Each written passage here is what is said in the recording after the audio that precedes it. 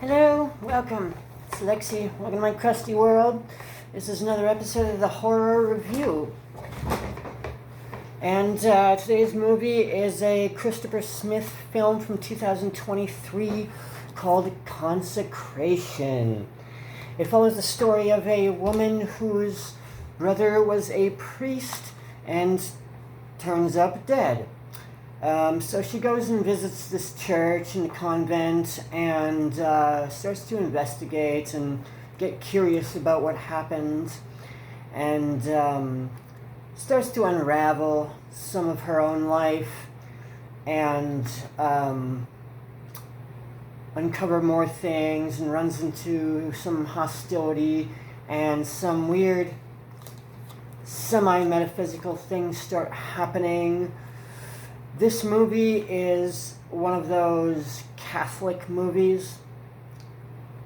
If you're not Catholic, or you never grew up Catholic, or you don't have any appreciation for Catholicism, I don't know that you'll really like it or appreciate it.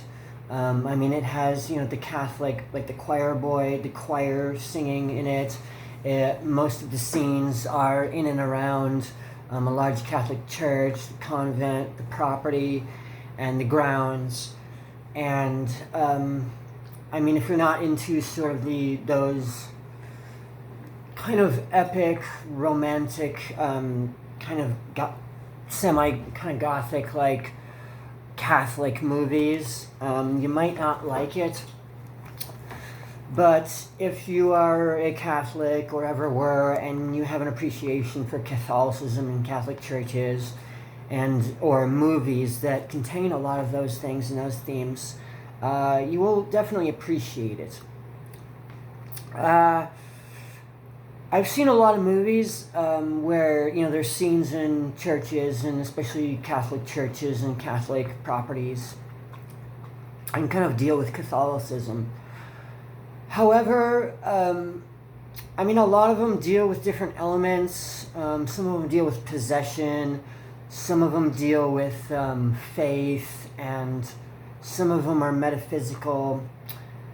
And I've seen a lot of things in this film that I've seen in a lot of other horror movies and suspense and drama movies, and movies that kind of use Catholicism as a theme.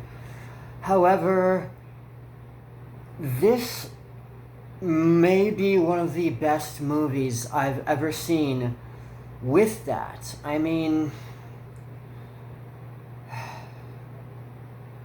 There's a lot of movies that I've watched that have sort of the Catholic theme, but usually they're a little bit more along the lines of kind of a suspenseful thriller, or suspenseful mystery, or a drama that maybe has like semi-horror vibes to it, or it's not a horror movie. They're like suspense or drama or mysteries. And I've seen horror movies that have Catholicism in them or have themes from it, but they're usually more horror-esque. This movie is done stylistically more like a lot of dramas, suspense, mystery thrillers that use the Catholic theme, but it slowly gets deeper and deeper into the horror realm. There's dream sequences and flashbacks and visions and some weird supernatural things that happen. There's little elements of pagan ceremony in it. There's some of the kind of mysteries, I guess similar, probably spun off of like the Knights Templar and some of the secret societies within the Catholic Church, and the mystery traditions that you would find within Catholicism, the different sects and orders, and it kind of uses some of that as a little bit of the backstory and mythology, or within the storyline. It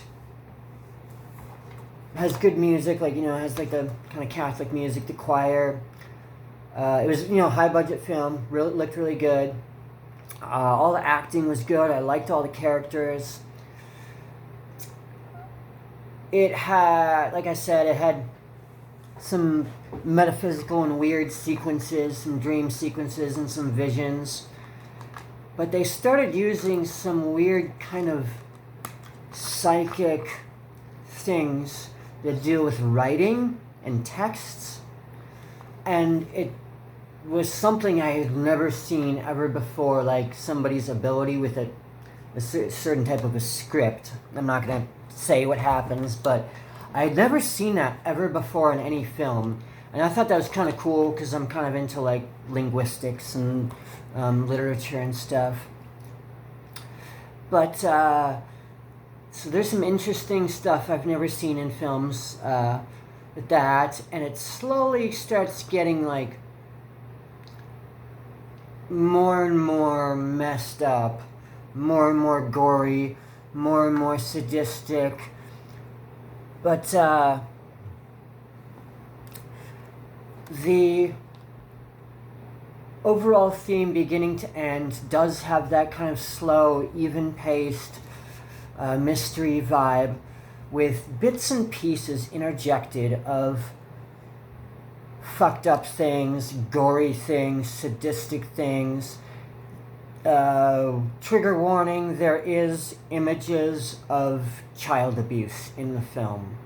So if you're squeamish about child abuse or viewing it in a film, trigger warning, that's in there. It's not a lot, and it's not long scenes, but yeah, there's definitely some messed up child abuse scenes in the film, so your stomach definitely might turn with that. There's, as the movie goes on, there's more and more gory things.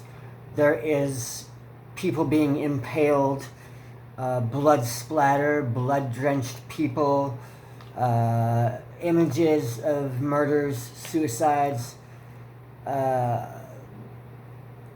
and it gets deeper and deeper and weirder and gorier and more violent. But it doesn't go into full-blown gore-fest, horror-fest, sadistic, evil, demonic, satanic stuff. I can't think of any movies that really accomplished what this movie really did. I think what it did was very good. I mean, there's movies like Nun and Nun 2, which I watched Nun 2 recently. And, there's Stigmata, and there's like, I don't know, movies like The 18th Angel and End of Days, but I've never quite seen anything like this. And if you're a fan of Catholic-themed horror movies and have an appreciation for Catholic culture and architecture, and you like horror movies, and you like weird psychological, metaphysical thrillers that lean in horror direction, I would really recommend this movie. I basically feel that this movie went further in the horror direction than any other Catholic-themed mystery, suspense, psychological thriller I've ever seen. I have not seen anything quite as good and interesting as this. I guess there's a few shortcomings in the film, but overall, I really like what they accomplished with this film, and I highly recommend it. Like, subscribe, hit that bell, comment, share, drop money in my Cash App, and peace and love.